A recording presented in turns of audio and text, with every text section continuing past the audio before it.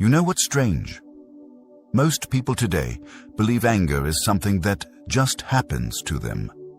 As if every rude comment, every disrespectful person, every inconvenience has the right to control their mood.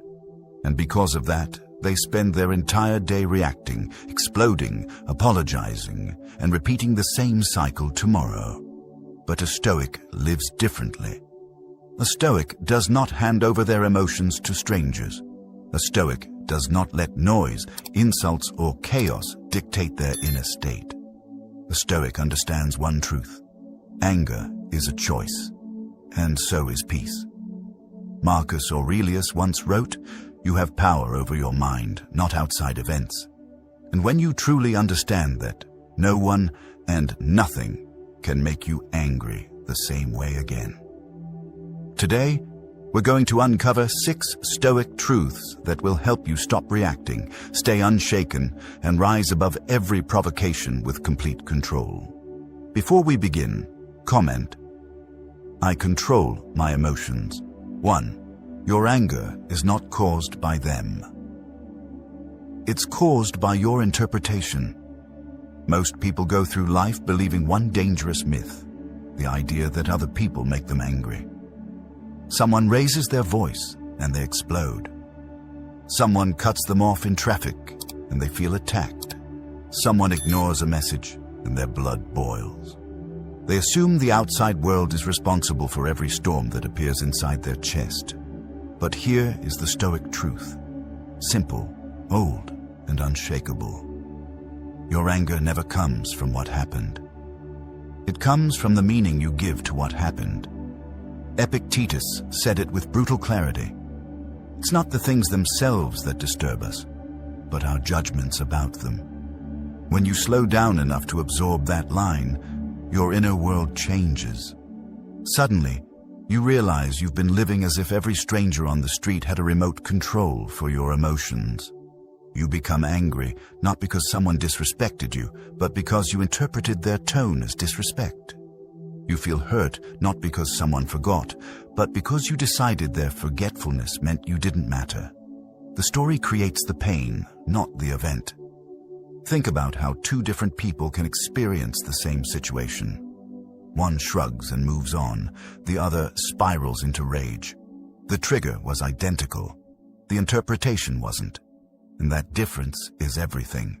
When your mind rushes to the worst conclusion, your body follows. Your breathing tightens, your chest heats up, your jaw locks. Not because the situation is dangerous, but because your interpretation framed it as threat, disrespect, rejection, humiliation. Once the story takes over, your nervous system simply obeys the script. A Stoic refuses to live inside unexamined stories. Instead of letting impulses dominate, they create a small pocket of space, one quiet moment before emotionally jumping to conclusions. In that pause, they watch the emotion rise instead of becoming it. And when you can observe anger without drowning in it, you regain authority over your mind. The next layer is the reframe. A Stoic always asks, what else could this mean? And there are always a dozen other possibilities. Maybe the person wasn't attacking you. Maybe they were stressed, tired, distracted, or unaware. Maybe they weren't ignoring you. Maybe life simply got heavy for them. Maybe they weren't trying to embarrass you. Maybe their communication style is rough and unpolished. Most conflict doesn't come from malice. It comes from misunderstanding, projection, and assumptions. When you start seeing this clearly, anger loses its certainty. And when anger loses certainty, it loses power. Picture this. You send a message to someone. It says, "Seen." No reply. Your mind instantly tries to write a dramatic narrative. They're disrespecting me. They don't care. They're done with me. But none of that is objective reality. It's just one version of the story, usually the most painful one. And pain becomes optional the moment you realize the story is optional. This is why mastering interpretation is the first pillar of mastering emotion.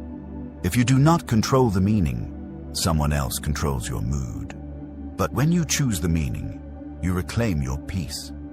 So the truth is not that people make you angry. The truth is your interpretation fuels the fire.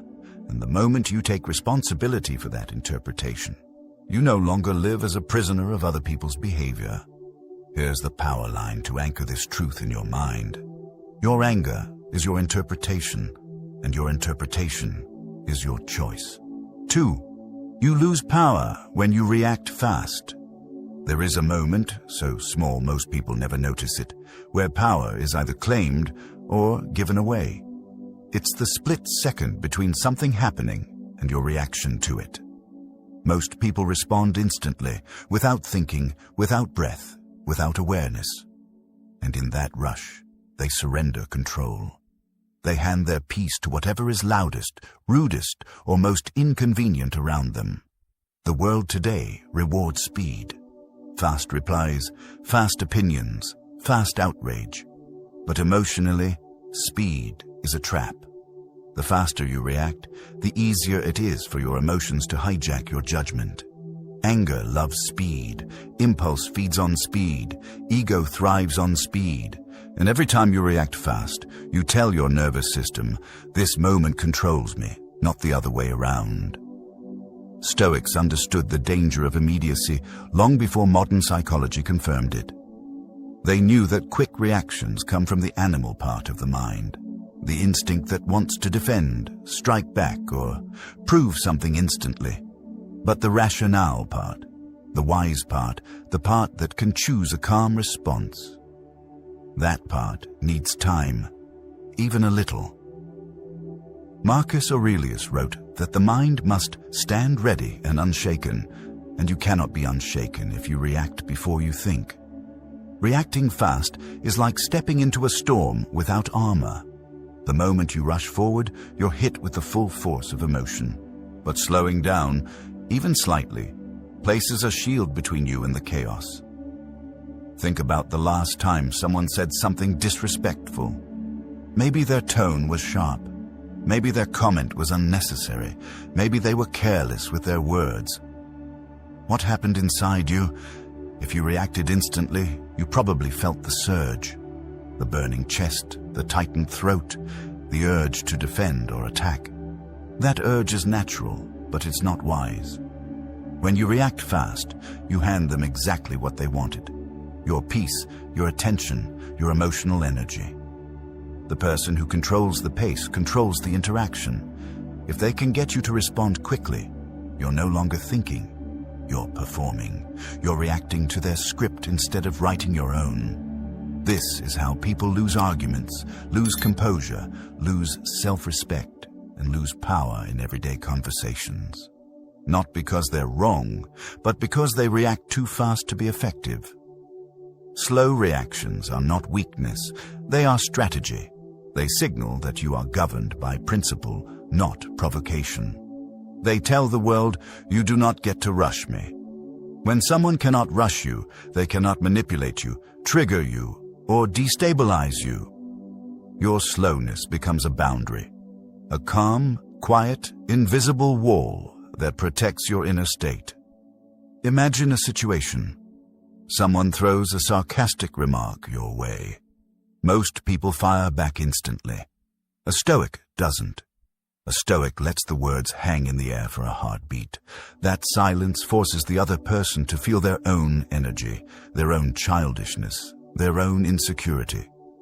When you pause, they see themselves reflected in that stillness. And many times, the moment you don't react, they lose their balance.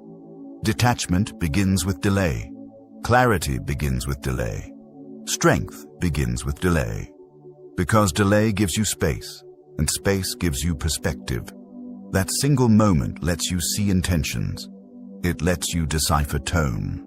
It lets you separate your ego from the situation.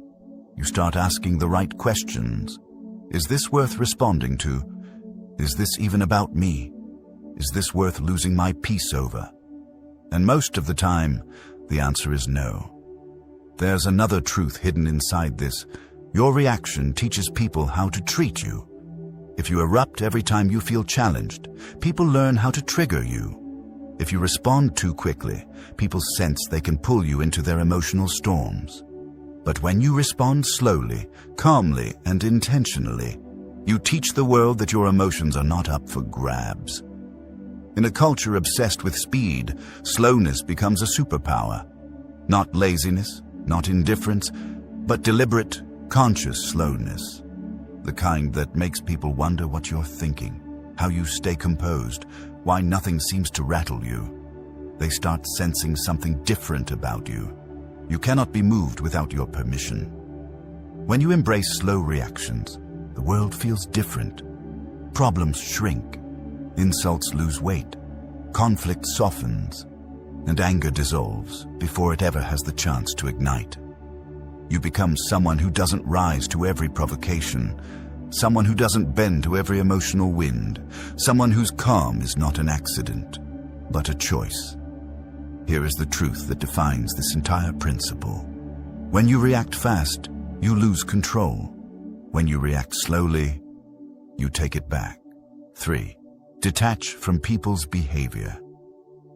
It has nothing to do with you. One of the most liberating truths you will ever learn is this.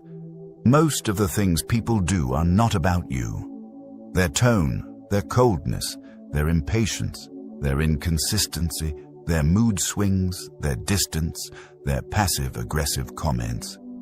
These things feel personal, but they rarely are.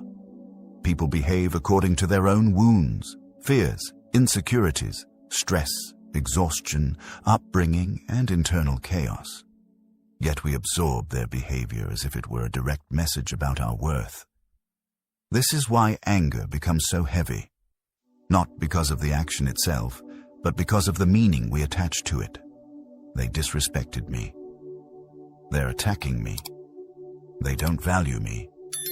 When you believe someone's behavior defines you, it hurts. But when you understand that their behavior reflects them, not you, the entire emotional landscape shifts. Stoics mastered the art of emotional detachment, not by becoming cold, but by becoming clear. They didn't disconnect from compassion, they disconnected from assumptions.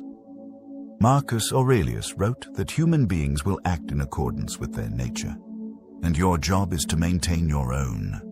That one insight can save you years of unnecessary anger. Because once you stop expecting everyone to behave with the same discipline, empathy, or awareness that you hold yourself to, disappointment loses its bite. Think of all the times you took something personally that had nothing to do with you.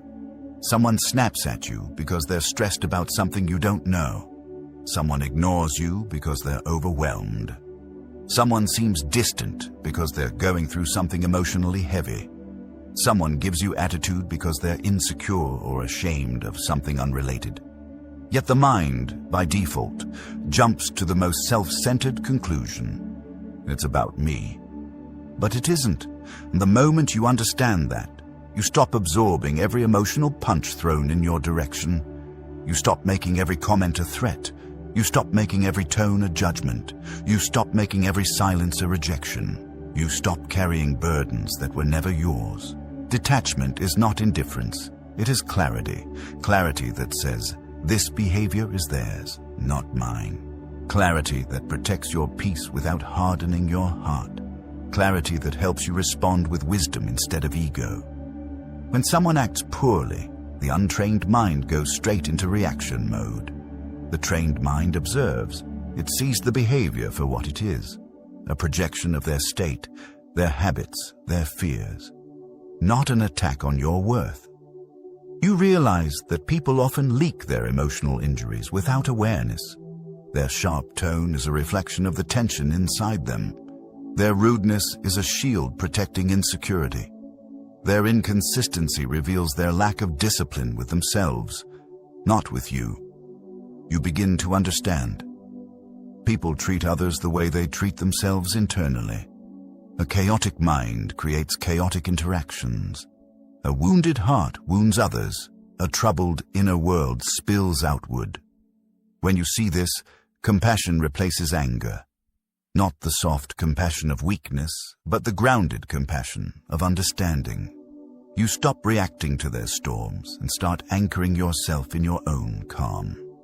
You develop a quiet confidence that doesn't need to demand respect or fight for validation because you finally see where their behavior is coming from. Imagine someone suddenly becoming cold toward you. Before Stoic detachment, you feel it in your chest, the sting, the confusion, the narrative forming in your head. After detachment, you pause internally and say, "This is about what's happening inside them, not inside me." Instantly, the emotional weight drops. You regain control. Their behavior might influence you, but it no longer defines you. Detachment also removes the desire to fix or chase people. You stop explaining yourself to someone who cannot hear you clearly. You stop trying to calm someone who hasn't calmed themselves. You stop trying to gain approval from someone who doesn't approve of themselves. You no longer join their emotional world. You stay in your own. When you detach from others' behavior, your anger loses its fuel. You cannot be outraged by something that doesn't belong to you. You cannot be devastated by something that doesn't define you. You cannot be controlled by someone whose behavior has nothing to do with you in the first place. This is the core of Stoic strength. Their behavior is their statement. Your response is yours. Detach from the chaos of others. Detach from the stories your mind creates. Detach from the idea that you must take everything personally. Detach from the belief that someone's mood determines your worth. Detach, not to avoid the world, but to remain free within it. Here's the affirmation that seals this truth. Their behavior is not about me.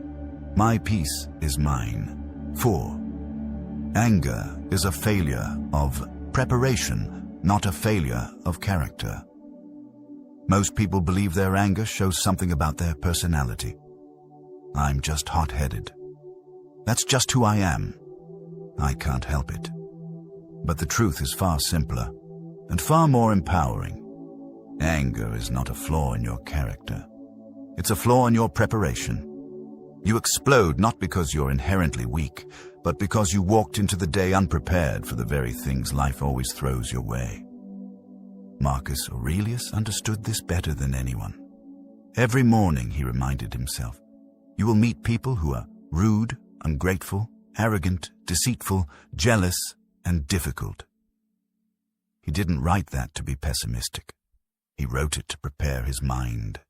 He knew what most people still don't. The only reason you're shocked by someone's behavior is because you expected something different.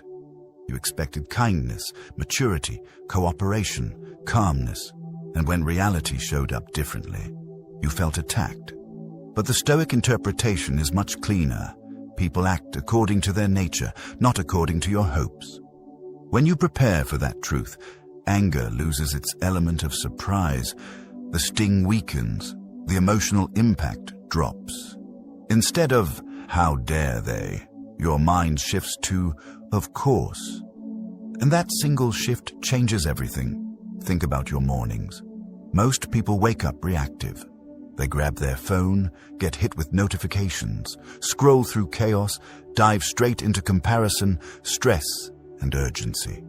By the time they've brushed their teeth, their nervous system is already overloaded. Then they walk into the world expecting themselves to remain calm, not realizing they have done absolutely nothing to create calmness within themselves. When you fail to prepare your mind, the world does it for you. When the world prepares your mind, you will always be angry. A Stoic prepares not for perfection, but for reality. They expect delays. They expect misunderstandings. They expect disrespect. They expect inconvenience. They expect emotional blind spots in others. This expectation doesn't make them cynical. It makes them ready. And readiness creates emotional immunity. When someone cuts you off in traffic, the unprepared mind erupts because it imagined a perfect morning drive. The prepared mind simply adjusts because it has already accepted that people are distracted, impatient, and flawed. When a coworker snaps at you, the unprepared mind takes it personally. The prepared mind thinks people who are overwhelmed behave like this. When someone disrespects you, the unprepared mind feels wounded. The prepared mind remembers not everyone has learned respect. Preparation is the invisible armor that keeps your peace intact. Preparation also means understanding your own patterns. If you know you're sensitive when you're tired, hungry, or rushed, then walking into the day without grounding yourself is like stepping into battle without armor. Anger is predictable when you leave your inner world unguarded. But when you know your triggers, your tendencies, and your weaknesses, you anticipate the moment before it arrives, and you diffuse it before it takes over. There is also a deeper layer: mental rehearsal. Stoics practiced something called premeditatio malorum, the premeditation of difficulties. They imagined the worst not to suffer twice, but to suffer less when it happens. Modern psychology calls it stress inoculation. When you mentally rehearse challenges, your emotional system becomes stronger, calmer, slower to ignite. You stop being shocked by life, and shock is what fuels half of your anger. Picture two people entering the same day. One expects smoothness, one expects friction. Every setback blindsides the first. The second moves through the world like a seasoned traveler, unfazed by turbulence. Same world, different preparation. Anger doesn't arise because someone wronged you. Anger arises because the event violated the script you wrote in your mind. Change the script, and the emotion loses its authority. Preparation is the script. When you prepare your mind for the imperfections of others, you no longer feel like the universe is personally attacking you. You stop interpreting every inconvenience as injustice. You stop expecting everyone to act like a fully healed, emotionally mature adult. And because you lower this unrealistic expectation, your peace rises naturally. Here is the power. Prepared people don't get angry. They get aware. They see what others don't. They anticipate what others miss. They remain centered while everyone else is shaken. Not because they are special, but because they are prepared. And that leads to the affirmation for this truth. I prepare my mind, and nothing surprises me. 5. Silence is often the strongest response. There is a kind of power that doesn't raise its voice, doesn't argue, doesn't justify, and doesn't fight for attention. A power so uncommon that most people never recognize it until they feel it. That power is silence. Not passive silence, not defeated silence, but intentional, disciplined, stoic silence. The kind that turns the entire dynamic of a conflict in your favor without you uttering a single word. Most people react loudly. They debate, defend, explain, overtalk, and rush to correct every misunderstanding.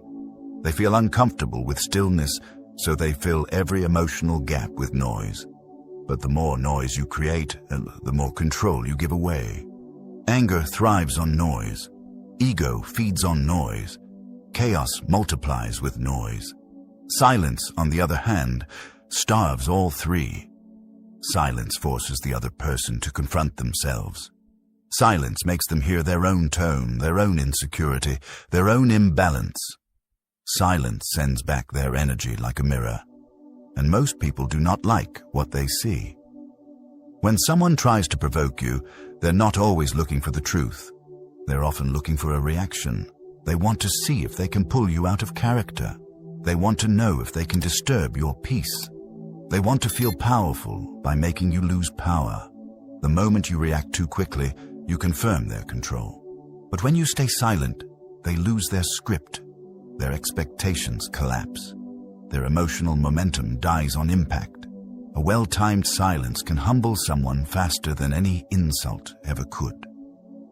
Imagine someone making a sarcastic remark toward you. Most people respond instantly with defensiveness or irritation. But a Stoic lets the comment hang in the air. You look at them with calm, composed neutrality. Not anger, not fear, not confusion. Just presence. That single moment of stillness becomes heavier than any argument. It shifts the emotional weight onto them. They feel exposed, overextended, almost embarrassed by the force of their own words. Silence also protects your dignity. When you refuse to defend yourself unnecessarily, you radiate self-respect. You show that you are not desperate to be understood, validated, or approved. You show that your peace is not up for negotiation. People quickly learn an important lesson. You are not someone who can be dragged into unnecessary drama. Silence is a boundary disguised as calmness. It says, without saying, I don't need this argument. I won't lower myself. I choose my energy. I choose my peace. And the person in front of you feels that message, even if they never admit it. But silence is not just for conflict. It's also for clarity. When you do not react immediately, you give your mind time to see the situation clearly. You separate your ego from the moment. You hear your own thoughts before you let the world hear your voice. This is how wisdom forms. This is how emotional mastery grows. The truth is simple. Anyone can react. Only the disciplined can stay silent, and the affirmation that seals this principle is this: my silence is my strength. 6. You train your anger, or you train your discipline. Every moment you feel triggered, every moment you feel the rise of irritation, every moment you feel the pull of reacting, you are standing at a fork in the road. One path strengthens your anger, the other strengthens your discipline. And whichever one you choose, even for a single second, becomes easier to choose again tomorrow. People often say, that's just how I am, as if anger is a personality trait carved in stone. But anger isn't who you are. Anger is what you've practiced. If you've spent years snapping, shouting, overreacting, defending, proving, and exploding, then of course anger feels natural. You've rehearsed it, you've repeated it, you've reinforced it, you've built a habit out of it, but habits can be unlearned. Patterns can be rewired. Emotional reflexes can be retrained. Stoics understood this long before we used the word neuroplasticity. They knew that every reaction you choose is a repetition, and repetition becomes identity. If you choose anger today, you make anger easier tomorrow. If you choose discipline today, you make discipline easier tomorrow. This is why small moments matter. That tiny instance where your jaw tightens, that is training. That instant where you're tempted to fire back a rude reply, that is training. That flash of irritation when someone interrupts you, that is training. Whether you rise above it or submit to it, you're reinforcing a version of yourself. Imagine you're at the edge of losing patience with someone. Your mind is crafting the perfect comeback. Your heart is pushing you into escalation. Your ego is begging for the last word. This is the moment that defines you. If you give in, you're practicing impulsiveness. If you hold steady, you're practicing self-command. Calmness is not born from comfort. Calmness is born from friction. You cannot learn to stay centered unless life gives you something that tries to knock you off balance. Every challenge is a repetition. Every annoyance is a weight you can lift. Every provocation is a training session. And here's the paradox. The more you train discipline, the less anger you feel. Not because the world stops being irritating, but because you stop being easy to disturb. Your nervous system toughens. Your emotional boundaries sharpen. Your breath deepens. Your mind steadies itself at the center instead of being dragged to the edges. Discipline is not about suppression. It's about choosing the long-term version of yourself over the short-term release of emotion. That single choice, made consistently, transforms how you think, how you speak, how you carry yourself. People begin to sense that you're not someone who can be easily pulled into chaos. You become the calm one in the room, the grounded one, the one who responds only when it matters. And once you reach that point, people stop trying to trigger you, because they see it doesn't work. Here is the truth you must carry into every interaction. Every reaction teaches my mind who I am becoming. And the affirmation that seals this final principle is this: I choose discipline over anger every single time. You've just walked through 6 powerful Stoic truths. 6 shifts that pull you out of emotional chaos and place you back in command of your mind. You learned that anger isn't created by others, but by interpretation. That speed steals your control. That people's behavior reflects their inner world, not your worth. That preparation protects your peace. That silence can be stronger than any argument, and that every reaction is a training session shaping who you become. These aren't ideas to admire, they're tools to use. So here's my challenge to you. Tomorrow, when something tries to provoke you, pause, breathe. Remember one of these truths. Choose the response that aligns with the person you're becoming, not the person you used to be. If this message brought you clarity or strength, share it with someone who needs it. Comment below which truth you'll practice first. And I'll see you in the next video. Until then, stay grounded, stay disciplined, stay unshaken.